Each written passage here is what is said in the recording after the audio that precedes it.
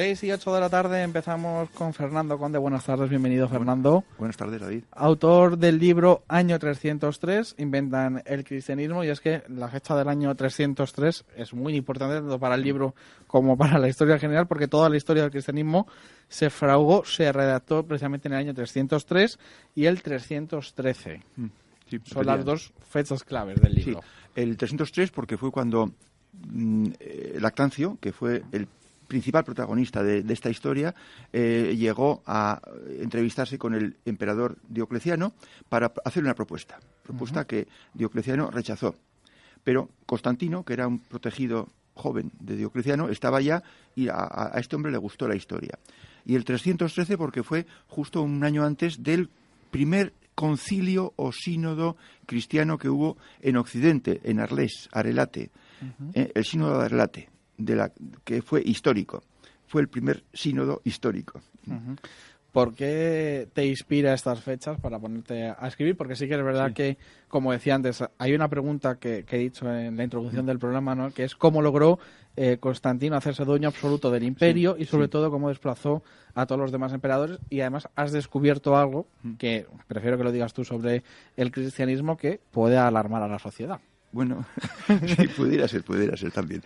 Bueno, pues Constantino era un joven muy ambicioso. Era el hijo del César de Occidente. El imperio estaba dividido en 4 partes, ¿no? Oriente y Occidente. Y Oriente estaba dividido en 2 partes y Occidente en otras 2. Bueno, pues el padre de Constantino era el emperador de la parte más occidental, de la parte que se llama las Galias. Y luego estaba Italia, luego estaba la Tracia y luego estaba Oriente. Y ahí ya estaba Diocleciano. Entonces, Constantino, el año 303, estaba con Diocleciano, por eso oyó lo que oyó, y luego, un poquito después, el 305, se fue con su padre a las Galias. Y allá su padre murió, un año después, en guerra con los pictos, unos bárbaros de Britania, y los generales le elevaron al poder, a la púrpura. Entonces, Constantino mandaba sobre la 4ª parte del imperio, la parte de su padre.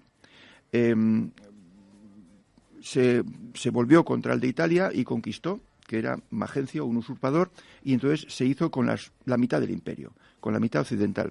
Y entonces ya tenía la idea del cristianismo, de ponerlo en marcha. Habían estado escribiendo multitud de libros, Lactancio y otro, y instauró el cristianismo en Occidente en el sínodo de Arles, el año 313. Digamos que con eso se cumplió su primera mitad. Ya tenía el cristianismo instalado en la primera mitad del imperio, la mitad occidental. Además, como te decía, has descubierto algo que, pues oye, para quienes somos cristianos igual nos puede crear alguna duda. Cuando hace unos 15 años empezaste a revisar, ¿no?, todas las cartas de Santiago y de Juan, llegaste a una conclusión, y esa conclusión es que Jesucristo no había existido realmente.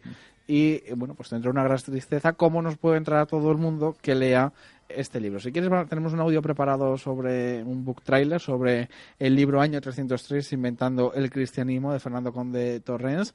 Y ahora me contestas a eso que estábamos hablando. Perfecto.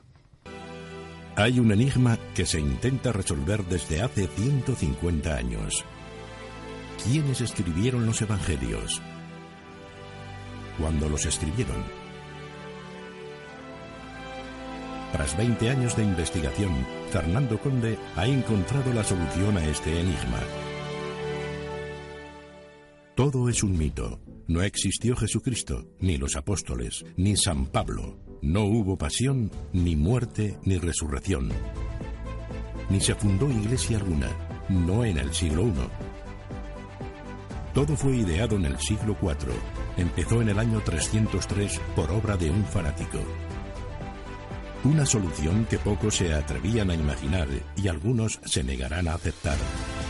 Bueno, hay que decir que el book trailer sigue, pero entonces desvelaríamos todo el libro y tampoco es el plan del programa desvelar el libro que hay que comprárselo, pero me resulta muy curioso lo que acabamos de escuchar también en el book trailer, lo que te comentaba, que hace 15 años empezaste a documentarte y pues dices que Jesucristo no existió, tal y como lo cuenta la historia. Sí, esto fue apareciendo poco a poco, es decir, me costó mucho expurgar, revisar, y fueron apareciendo primero incongruencias, luego contradicciones, y ya pues más adelante las pruebas documentales es de que todos los textos del cristianismo, concretamente todo el Nuevo Testamento, se escribió en el siglo IV, entre el año, como hemos dicho antes, 303 y 313.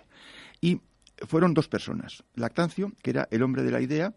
Yo digo que era un fanático porque estaba obsesionado con una tontería del fin del mundo, de que iba a llegar el fin del mundo si no se ponía una religión como Dios manda. Y Constantino, para apoyarle y para posibilitar la construcción del inmenso edificio literario que había que hacer, pidió la ayuda de un amigo suyo, que era Eusebio de Cesarea, historiador, hombre sabio, que le pareció una barbaridad el que un ignorante, como era Lactancio, fundar una religión y que sepultaran todas las demás doctrinas válidas y acertadas que había en el imperio. Y entonces lo que hizo Eusebio de Cesarea fue colocar trampas, entonces hacía minas, o sea, excavaciones en hueco para derribar murallas, y colocó trampas en los textos. Y por eso, analizando los textos, se puede comprobar y tener pruebas documentales de que todo es un invento del siglo IV. Uh-huh. Y yo pues siento mucho si efectivamente esto pues sorprende y deja un poco shock en la gente, pero son así las cosas y se pueden demostrar. Uh-huh.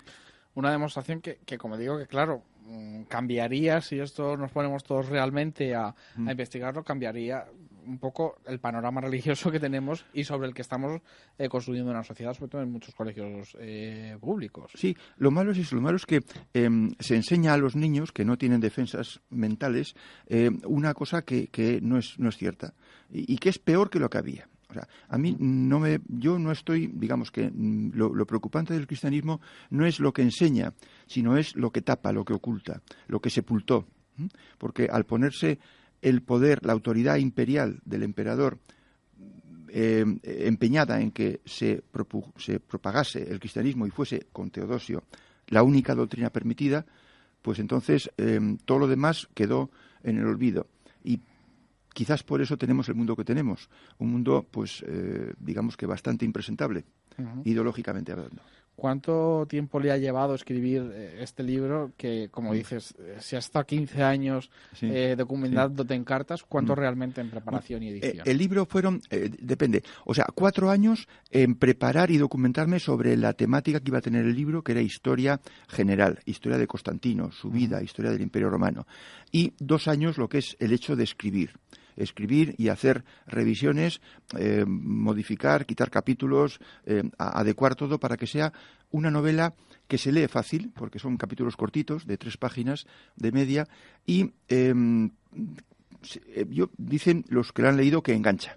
O sea, que aunque tiene muchas páginas... Hombre, por lo que estamos hablando aquí ya te entra un poco de ganas de leer un poco sobre la historia de Jesucristo. Sí. Constantino fue un general magnífico, fue el mejor general de su tiempo. Y conquistó todo el imperio porque nadie le ganó una batalla. Todas las batallas que intervino, ganó. Y de eso yo no conozco más que Alejandro Magno y Constantino.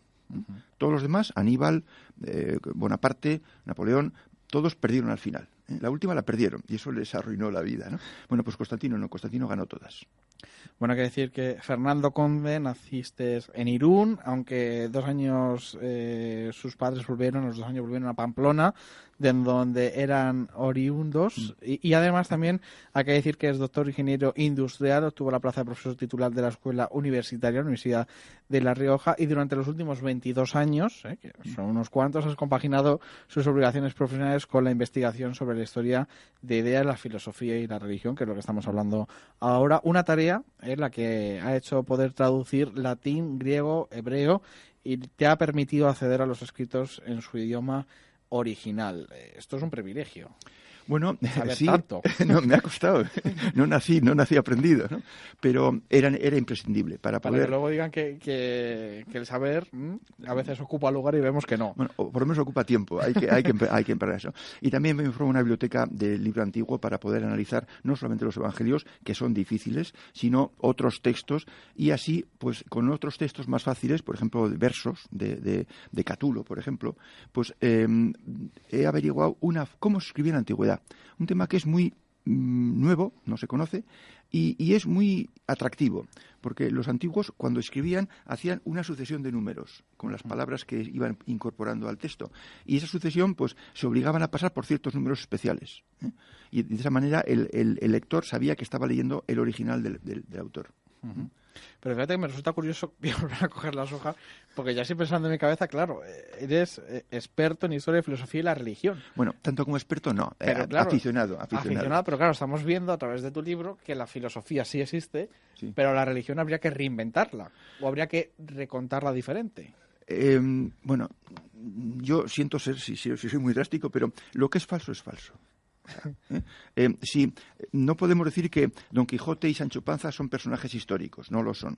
Pues del mismo modo, partiendo de la base que yo vivo en Alcalá de Henares, ¿no? y hay una casa natal de Cervantes, sí, construida posteriormente al nacimiento de Cervantes. Entonces, partiendo de esa base es un poco ya... Bueno, pues, y si vas a Romeo y Julieta, sí, de no sé de qué ciudades son de italiana, pues ahí verás la casa de Julieta, y toda la gente vaya y compra recuerdos de Julieta y de Romeo, bueno, en Verona. Uh-huh. Bueno, pues no existieron, son personajes legendarios, literarios. Pero, bueno, pues así hemos hecho con Jesucristo, y tenemos el lugar donde se enterró, y siendo como fue, un personaje que fue creado en el siglo IV. Uh-huh. Fernando, además hay que decir que eres empresario, cosa que como tal los tiempos también es arriesgado. Sí, eso sí que es más histórico que todo lo que cuentas en el libro. Has creado la Ediciones Alta Andrómeda. ¿Y cómo va? Bueno, pues el asunto editorial. A base de ponerle dinero, bien. Eso. Pero vamos, no, realmente ha sido una aventura impresionante y espectacular, porque ha habido muchas horas y muchos miles de horas de rutina, de no encontrar, de tomar la senda equivocada, pero cuando tomas la senda acertada, bueno, pues se descubren cosas, y eso realmente pues te recompensa de todo el tiempo que has dedicado a sendas falsas, ¿no? Uh-huh. Entonces es una aventura muy bonita. Y también escribir el libro, pues también ha sido pues tener que enterarme de, por ejemplo, no sé, comprarme atlas antiguos de cómo estaban las calzadas romanas en tiempos, bonito, ¿no? Pues ha sido muy grato, ha sido muy grato. Lo de los atlas es un gran descubrimiento. Sí. Bueno, pues tengo algo así como 8 o 10 atlas antiguos, en la colección esa de libros que me he hecho. Y eso guárdalo, que con el tiempo costará más. Sí, pero eso ya para mis nietos, claro, si llegan. Fernando Conde Torrens, un placer tenerte esta tarde aquí en Entre la Gente, saber más sobre ese año 303, inventan el cristianismo, y además, pues así para que le pique un poco la curiosidad al espectador y oyente que nos está escuchando, Jesucristo, son palabras que ha dicho Fernando Conde, Jesucristo es un invento literario de Lactancio. Y además me quedo con la frase que me toca de cerca: es tan real como Don Quijote, Superman o Skywalker, que es un personaje de ficción. Así que si quieren saber más sobre este año entre el 303 y el 313, inventan el cristianismo de Fernando Conde Torrens. Un placer. Muchas gracias. Tener esta tarde aquí con nosotros. Y suerte. Gracias, en David. Esa aventura empresarial editorial, sí. que está difícil. Y gracias a Radio 10 también. Muchísimas Encantado gracias. de tener siempre cosas que aportar nuevas a nuestra historia. Igualmente.